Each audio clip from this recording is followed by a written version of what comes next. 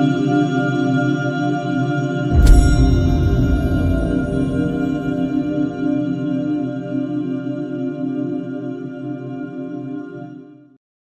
everyone, welcome to Dhista. My name is Kushal Joshi, your soft skill and business development trainer.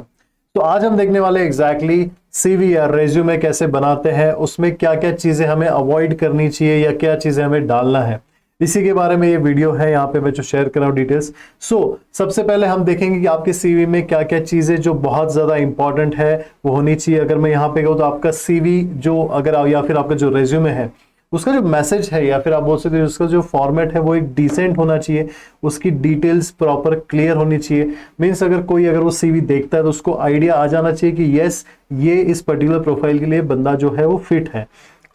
आपका CV का clear होना बहुत ज्यादा important है, CV में क्लियरिटी होना बहुत ज्यादा इंपॉर्टेंट है। इसके लिए आई विल सजेस्ट कि अगर आप मल्टीपल सीवी के फॉर्मेट्स अगर बना के रखें।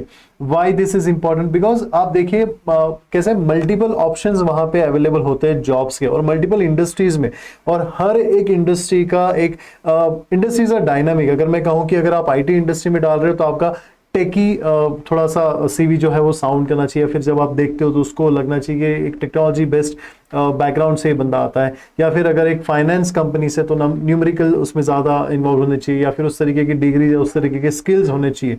सो आई सजेस्ट कि मल्टीपल अगर आप इंडस्ट्रीज में अप्लाई कर रहे हो तो आपके सीवीज जो है उसके फॉर्मेट भी आपके पास मल्टीपल होने चाहिए।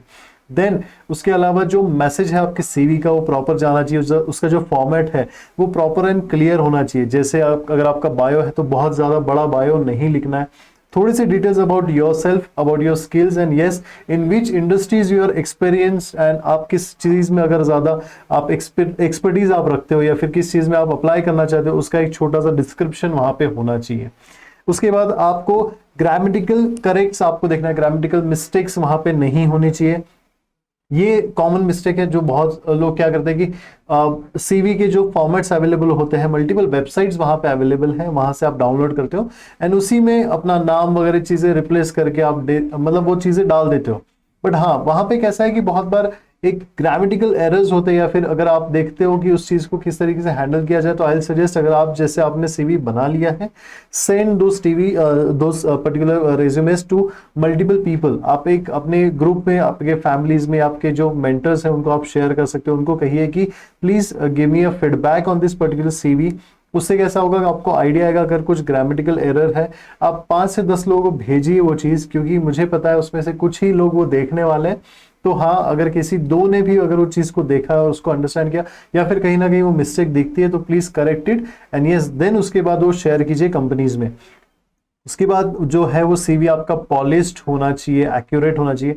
पॉलिश में मैंने देखा है बहुत बार अगर आप देखोगे आपके जो सीवी के फॉर्मेट होते हैं इस तरीके से आजकल सीवी बन रहे हैं, यहाँ पे फोटोज रहेंगे, यहाँ पे about yourself, degree and everything यहाँ पे रहेगा, स्किल्स यहाँ पे डाल दिया, फिर उसके बाद और 2-3 चीजें यहाँ पे डाल दी। अब यहाँ पे कैसा है सीवी, जैसे कोई अगर आपका सीवी या रेज्यूमे देख रहा है वो कंफ्यूज हो रहा है कि उसको यहाँ देखना है, यहाँ चीजें देखे या फिर आपका फोटोज देखे।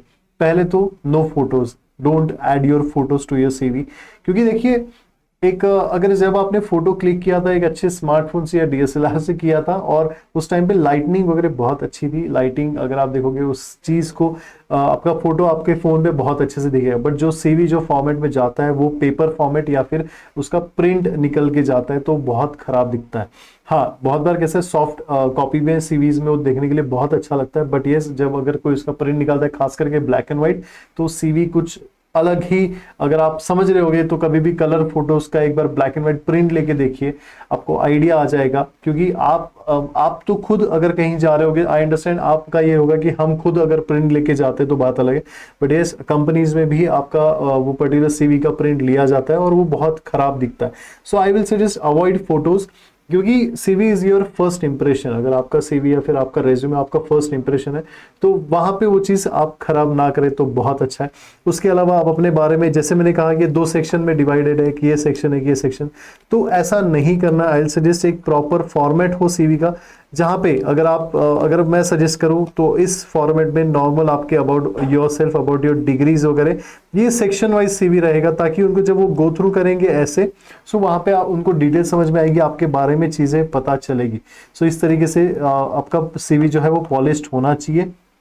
एक्यूरेट होना चाहिए एग्जैक्टली आप किस ऑडियंस को, I will not suggest audience, but हाँ किस पर्टिकुलर कंपनी को टारगेट कर रहे हो उस अकॉर्डिंगली आपका सीवी डिजाइन होना चाहिए। जैसे मैंने कहा पहले ही वीडियो के स्टार्टिंग में, मल्टीपल फॉर्मेट्स आपके पास होने चाहिए अगर आप मल्टीपल प्रोफाइल या फिर मल्टीपल इंडस्ट्री में ट्राई कर रहे हो। सो येस, आपका सीवी भी एक्यूरेट होना चाहिए। अगर ऐसा नहीं कर सकते कि आप अगर सेल्स का जॉब अप्लाई कर रहे हो और वो इंडस्ट्री समझ लीजिए बैंकिंग इंडस्ट्री में सेल्स की जॉब है, बट आपने उस हिसाब से फिर फाइनेंस इंडस्ट्री का सीवी बना के रखा है और वो बहुत अजीब लगेगा जब वो अप्लाई करे, तो रिजेक्शन के चांसेस सबसे ज्यादा वहां पे। सो अवॉइड दिस थिंग।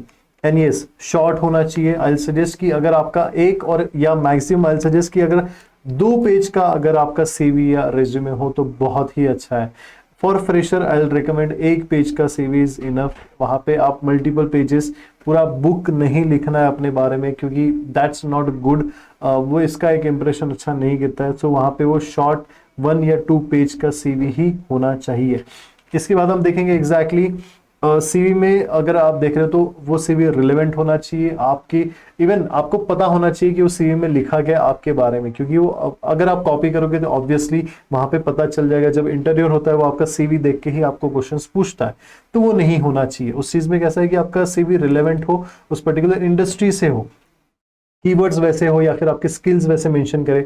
जैसे अगर मैं कहूं कि अगर आप अप्लाई कर रहे हो आईटी में तो आपके लास्ट प्रोजेक्ट्स क्या थे, प्रोजेक्ट्स के डिटेल्स वगैरह वहां पे मेंशन होनी चाहिए। किस पर्टिकुलर टेक्नोलॉजी में आपने काम किया या किस पर्टिकुलर टेक्नोलॉजी में आपका एक्सपर्टीज है वो वहां मेंशन होना चाहिए। For fresher I will recommend कि आप इंटर्नशिप ज्वाइन कीजिए और इंटर्नशिप के थ्रू उस चीज को एज अ एडिशनल वहां पे एज अ प्रोजेक्ट वर्क या फिर आप डाल सकते हो एज अ एक्सपीरियंस, वहां पे आप मेंशन कर सकते हो।